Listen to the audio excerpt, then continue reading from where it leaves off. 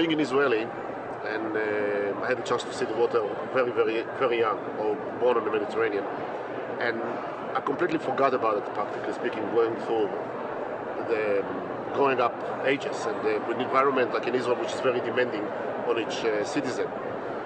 But eventually, through pressure, actually in the family at home, psychiatrist, running away from father, from very dominant father, or at least very powerful father, right, to do something on my own, and it's probably pushed me or really stressed me to get to a place where I find my own presence, or my own ability to express myself. And there were two elements of them. One is in photography, and then in the water. I practically can say that I'm more a photographer than only just underwater, because in photography I do also aerial photography. I like to photograph people and environment, as well as underwater. Underwater is my niche in photography. It's not necessarily the only thing, but as it evolved, it took more of my life. Okay. And become more appealing and become more demanding, and I just continue finding the challenges and continue finding growth within it. So that's how I started. So I started in Israel. I was in the military, of course, and I was in special forces in Israel, and naturally spent a lot of time in the ocean.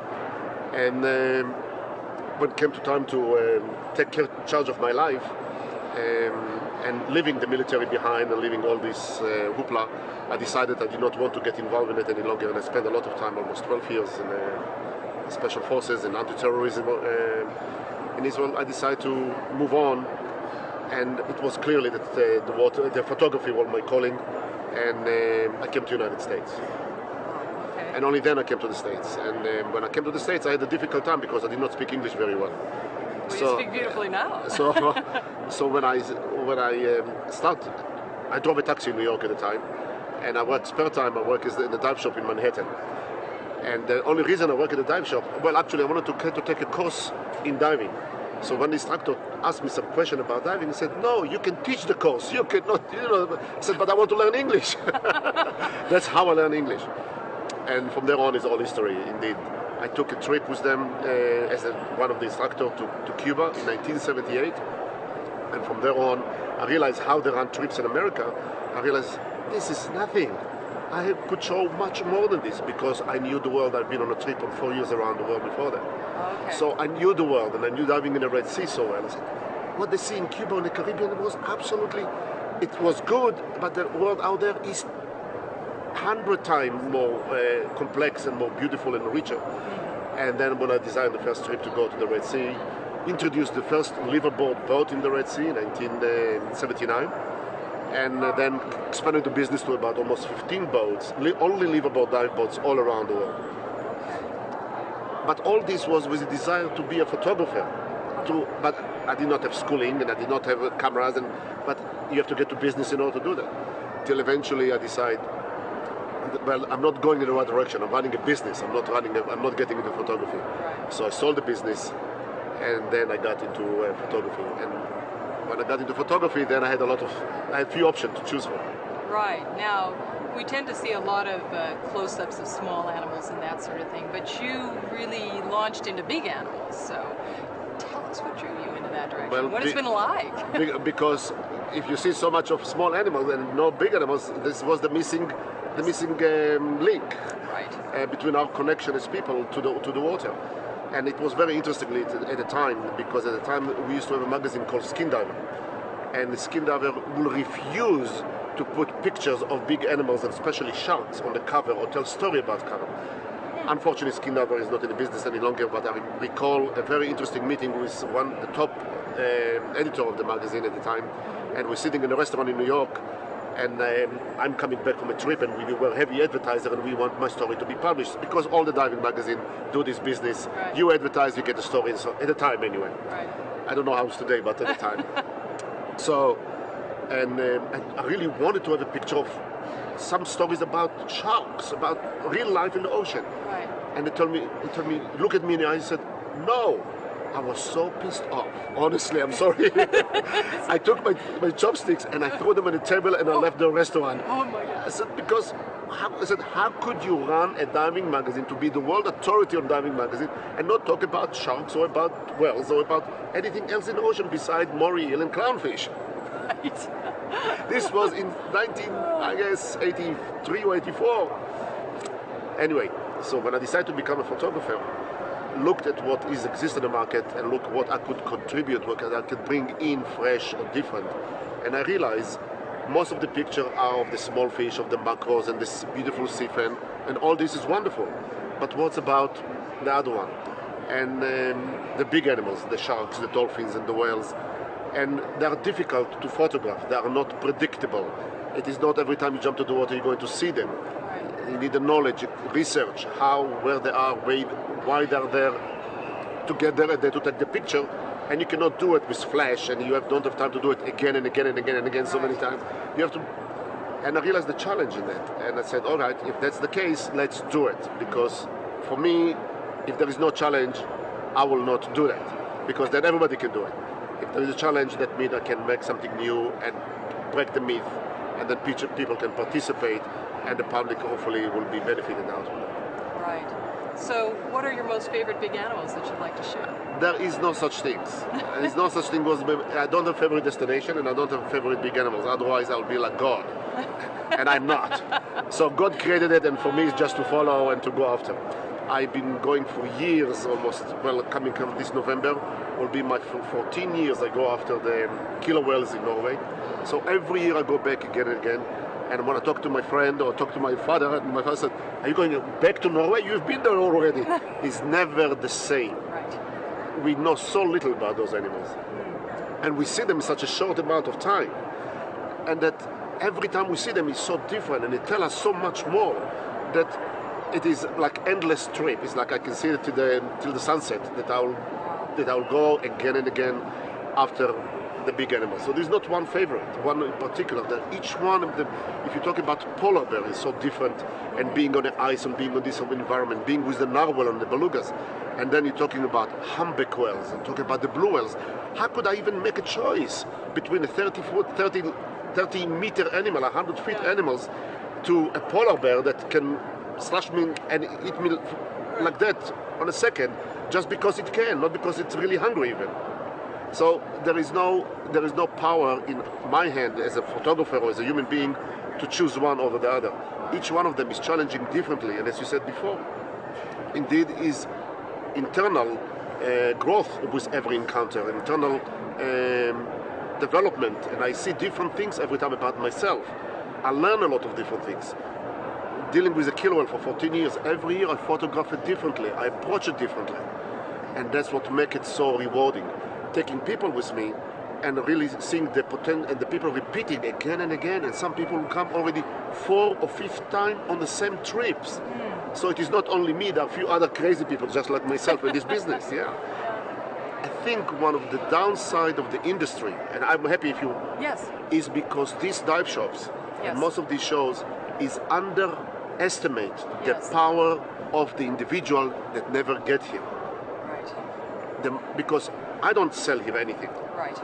Because those dive shops, those travel agencies here, I really don't see the potential, how big and how imaginative are those people that are not coming here. Right. And the public is much more daring, much more powerful, much more willing than any of the businessmen sitting here to do things. Yes. Like we see those millionaires that goes up to space despite the fact that NASA is not happy with that, and America going to pull all the money out from Russia just because. Yeah.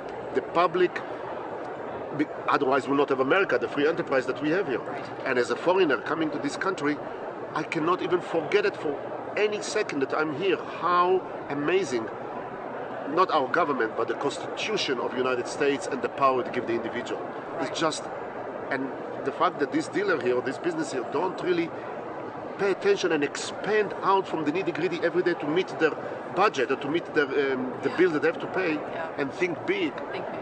Exactly. And it is what is all America, and I'm really lucky to have the opportunity to be here and to do it. And it's the only place in the world. Living Israel was very difficult for me. and of being for so many years of being so involved. But it's the only place that I could work with the marketplace and really appreciate the marketplace, that could really follow me or participate with me and join with me and go to all those places, and I could dream about the crazy things that I'm going to do. And there are other things that I'm going to do that is not over yet. Wow, that's amazing. We've had some incredible experiences with these animals. Can you tell us, I'm very curious, what it's like to really be in the water with the great white? Everyone is so afraid of the great white. You know, oh, it's jaws opening and gonna bite people in half and all this kind of thing. But I understand that there's a lot more to really appreciating and understanding the great white, just like any other shark. They have their own personalities, their own behaviors. What have you discovered, and what is it like to be with those animals? I discovered that, first of all, is the attitude that we all carry with us when we come on board a boat before we get in the water. Luckily enough, I've been with great white in New York, in South Australia, and in South Africa, and in California. And in many of those places, I've seen people from all walk of life. Other people can afford only $500 a trip, or people can afford to spend with me $10,000 to almost $20,000 a trip, depend what the trip is about, for great whites. The major difficulty is the fact that people come with attitude or preconceived idea, which is very traumatic, as you say, as a psychiatrist, right, or very how do you call it in English? Very limiting to the individual to encounter, as you just said. And that is the responsibility of the marketplace, of the environment which we live in, the movie jaws, or the fact that people, as we think about the animal. Look at this, when we have a shark, when we have an accident with shark, we call it a shark attack, right, rather than an accident with sharks. Right. Why? And how paradoxical it is, because behind a vehicle sit the most intelligent creature on the planet, is human being. And when we have two cars colliding, or a shark or a car hitting a person, we call it a car accident. Right. Like the car problem, not the driver. Right. The car did it. But when a shark, which is an animal, we all know it is an animal, it's a fish, and the ability to think is very limited. And we call it a shark attack, like it's premeditated, and it's been waiting there for 7 days for the surfer to come in. Yeah. That's the attitude that people come in, and that's create the problem. Yeah. Preconceived idea. Exactly. Yeah. And the way which how we brainwashed. Yeah. When I'm able to really clear or flush their mind out of this attitude, and they're standing there on board the boat and see the animal, and the animal come into the bait and goes away, come in, and sometimes they have to wait hours, sometimes it just happens. Is different attitude, a different really respect become on part of the people. But it depends also on the operator, how they operate. Indeed, if you take 16 people at one time and you put them on a boat and they have only 1 day, or they have only 3 days, let's say, indeed you have to create a lot of drama to bring the shark in, and you really play into the hand of this public opinion that was at home. All this drama and vicious and the frenziness, and the shark come, and the people come with the same idea. The shark is what we learn, and that's it. On the other hand, that's my responsibility. That's the contract that I made with myself or my creator or the public that give me a chance to live my life. Yeah. I take people minimum for 2 weeks, 10 days to 2 weeks. We have to take the time. Yes. Only small group of people, only 4 people at a time. And then people come with completely different attitude and completely different approach to the subject. And then when they return home, and completely different relationship to the animal. And that is the responsibility that we have. We have responsibilities as educators, but at the same time, many of us, all of us have to make a living. We can do it differently. We don't have to do it in the same way all the time. But maybe this is a chance we educate the rest, or will help them to understand differently. It's very difficult, and I'm burned many of time. For an example, I will not go back almost anymore to South Africa, which was one of the best places for great white, because the business demand was as such that although we started the business there for almost 10 years ago, and did very well with small group, but it becomes so popular that the South African learn, and now they're making bigger boats, more people, and really a lot of pressure.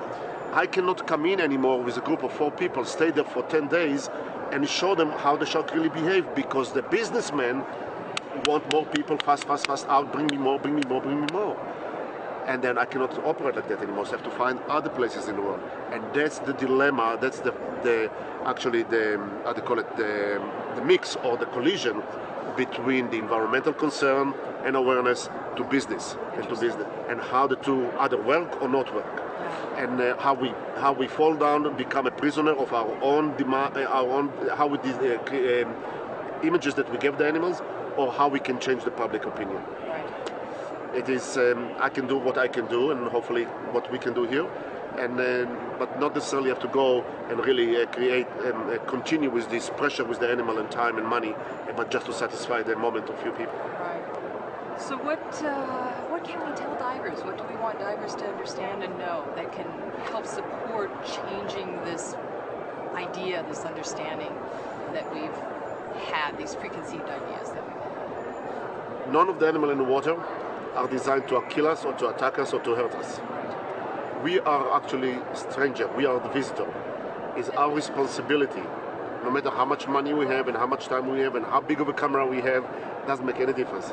It's our responsibility and our accountability when we go in to act like a visitor and to pay due respect and make every effort to observe and to understand and to help the local people, which, depending on our money, will be Thailand, will be Indonesia tomorrow, will be the Egyptian, whoever will be in the world, that they really want our money. But it is not by just showing us in a short period of time the most they can, but the quality of the encounters. It is like today in America anyway, there is this expanding of the interest of the public investing in companies which are more environmentally correct, right? Yes. The same thing we have to do on a diving business. How to encourage companies which are more environmentally correct and encourage the tourism to come to them, rather to those that try to get in a short amount of money, a short amount of time, as much money as they can, bigger boat, more people, throw them in the reef and get them out. The destruction to the reef is irreplaceable. The destruction after the animal, the touching of the animals, it is irreplaceable. We have to take accountability, we have to take responsibility and to make a shift there. That's part of the thing that what I'm doing right now. I'm working on a major production of a book, which will be an art collection book about only the big animals. It is about almost $4 to $5 million project, but to create an art collector book, only 950 copies ever to be made. They will probably sell about $5,000 a piece. Will be the best quality of printing ever exists. There are only 3 books of its kind made in the world. The concept behind it, the idea that what I want to reach is if art collector or people that have everything and they don't have that want to have it, right, like Bill Gates and Larry Ellison and the others, if eventually they get a hold of it, they can influence the rest of the world much faster than any government or anything we do. And to get there, it is a long way for me, but that is what my goal and what my drive, to be able to affect the people that actually can affect the millions very easily.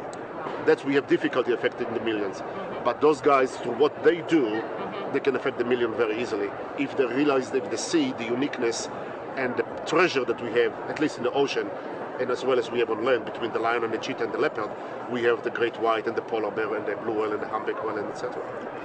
I think it sounds like a really fantastic goal. It makes a lot of sense. It is just another challenge, I told you. You like challenges. Oh yes. Otherwise, why to be in America? You can do that. Right. It's just a question of how to find a solution. That's all. I have a question for you. That so commonly now we have these shark feeding boats and such. What is your opinion about that? It's the question how it is done. Okay. That is the most important. Yes. Shark is very difficult to encounter. We not just jump to the water and the shark come around us. That's not the story. Besides the fact that we have a problem with shark fishing, and the number of sharks dwindled dramatically in the ocean. Right. So to have people see sharks and appreciate them and respect them, it needs to be brought in. That's the only way how National Geographic did it, and how BBC and everybody else, they have to put bait in the water to attract them. The question is how they do it and how much of that is done. That is the issue. And that is either we govern ourselves or eventually accident or something like that will start to govern our pattern of how we do those things. I know that some operators in Guadeloupe are becoming more and more responsible. I know, of course, Rodney Fox in Australia is very responsible and very accountable the way which how he attract that, why he's able to do it for so many years on great whites. In South Africa is a problem right now. There is one particular guy in South Africa that I work with, Andre Hartman, which because of the pressure of the business, like myself, he and I have removed ourselves from doing business in this fashion anymore out there. So some of us taking responsibility over our own action, but some new blood coming in, they just see the potential of money, and that's what we need to educate them, either what we do now, or either we brought them some information, or start to get them, send them information, how they can run their business, but without having this tremendous amount of pressure on the animal. Do you think that there's a problem with these underwater shark feedings that are done in shallow reef areas? I really don't know. I'm not a scientist, really, to be able to say that shark are being, if shark can be trained or not trained, or habitual or not habitual. I'm not. That's not my job. Okay. I don't know. I cannot make a comment that will be worthwhile for people to see it. And I think it's important for us or for anybody here to admit something that they do know or they don't know, Absolutely. and rather to assume responsibility. I can say from what I see and what I can do about what I see and how to change my work. Right. Well, I would imagine the kind of work that you're doing with the great white is more in an open water setting anyhow, rather than in a shallow. It is, but shark feeding is shark feeding, doesn't make any difference. Shark or all shark is a shark species. Yes, there are great white and there is a tiger and this is reef shark, but still is a shark, and the effect on them is very similar. So we see that on a great white. I had to move from doing that because we realized too much pressure, too much touching, too much attraction for a short time. Behavior get the people think differently or think badly rather than negatively rather than positively. Move away from that. The idea is to bring a positive outlook on this experience, education, appreciation or respect or understanding that is a privilege. Yes. Come on, it is a privilege. It is not. It's a gift. It is not something that everybody should do or could do. And that is the dilemma that we come in everything we want to do. Everybody wants to be a pilot. Everybody wants to be an astronaut. Well, it costs $20 million. Well, going on a great white, it should cost so much that not everybody can do it. That's okay. Providing they get something in return rather than just satisfying old and bad habits. That the shark is a bad animal. They're absolutely not. We just really need to deconstruct these ideas that people have had. Yes, we have responsibility. We have the knowledge. We have the tools today to bring people to the field. Like we cannot hold shark in an aquarium, although they tried in Monterey and they had to release the shark that they had there, and it's difficult. But we have responsibility to take people out there to see, but people that can, and in a way which is respectful to the ocean. Ocean is not just about making money. It is hard, I know, but we have to be mindful, or at least sending the message out there. Okay, there was one point you really wanted to make. Well, actually, 2 points. Okay, 2 points. Yes. Well, we can make many points. Okay. Not 1,000 points of lights, like Mr. Bush said some time ago. But the 2 points we want to make that a lot of people, many people come to the water encounters, ocean, especially blue water encounters, with fears. And the enemy of fears, as I've been telling them, it is actually lack of knowledge. And when we have more knowledge and we do more research, the fear disappear almost, because we really have a lot of knowledge today. Out there on the public, on the internet, is a lot of knowledge about how to deal with many things and where to learn how to deal with about the equipment that we need, about clothing that we need, underwater, topside, go to Antarctica, go to the North Pole. We have the tools. The tools are available. They are expensive perhaps, but they are available and they are very well adjusted to their. Could you imagine Shackleton and his team after 2 years on the ice and with the clothing that they had in the beginning of the last century and able to make it? We have the tools, but we don't have is the resilience of the individual, the power within, the strength within to deal with what we vision or dream. But the second thing we want to talk about also is about Dan and the marvelous and really remarkable support we have in this industry with an organization like Dan. I've been a member of Dan since I started diving naturally, and I never thought that I need it really, but it's good to have it for a very little amount of money. And about 2.5 years ago, I had the only accident in my life. Interestingly enough, I've been taking almost 5,000 people to travel with me all around the world, do many different things, from the North Pole to the South Pole, sharks, whale, dolphin, polar bear, even not one diving accident. None to my people, not to myself. But the only accident happened to me, and I fell down on the steps of a boat in Antarctica. The farthest way possible in the world. I tripped over the last set of steps, and the ocean was calm. Some basic personal mistake, and I cannot even rehearse why. Although I remember very well my fall. And I fell down on the steps, and this is actually a steel boat. It is not a wooden boat, and it is icebreaker, right? So the steel had to be strong, is Russian. So I fall down, I opened my head twice, and I fell on the gangway, and I lost conscious. Oh my. And somebody heard it, and they come to rescue me, and I lost so much blood, and I was totally out of it. And they had eventually the boat. We were actually about 72 degrees south, close to the south, to the end of Antarctica practically. And the doctor on board the ship decided I have to be evacuated. He could not take the responsibility because he had to sew me twice on my head, and the concern was that I may broke any part of my skull, and liquid from my skull will get into my spine or vice versa, and that's called meningitis. Yeah, it should be good effect. So I had to be he decided I need to be evacuated. So the boat had to travel 36 hours non-stop all the way to the first landing strip where possible. And while we are on the way, they made a satellite phone from the ship to Dan in America, and they announced my number. Right. They gave them my insurance number, and all and behold, Dan live up to the promise. They send a twin engine plane out from Chile into Antarctica, landed under the fog in the only limited airstrip, and they evacuate me. And the same day that we arrived, because usually in Antarctica the problem is when the pilot leave South America, in the middle of the way, the middle of the distance between South America to Antarctica, he has to make the last call, either to continue or to go back, because of the weather in Antarctica change every 4 hours. Right. He decided to continue, otherwise I may have to wait there who knows how many days. He decided to continue, he landed, and he took me directly back to Ushuaia, and I got excellent medical care.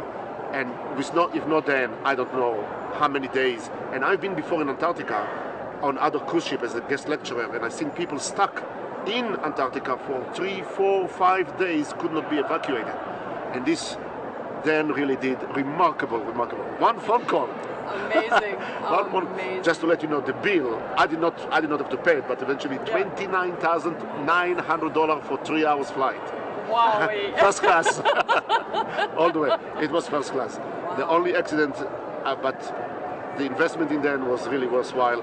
And the fact that they do it so easily, just one phone call, just read the number, and everything was done. Incredible. And it wasn't even a dive accident per se. But it was an accident on the boat. On that trip, exactly. On a dive trip, Any accident on dive trip, they will come to rescue. Unbelievable. That was very good. Yeah. So glad you're here today. Well, I'm too.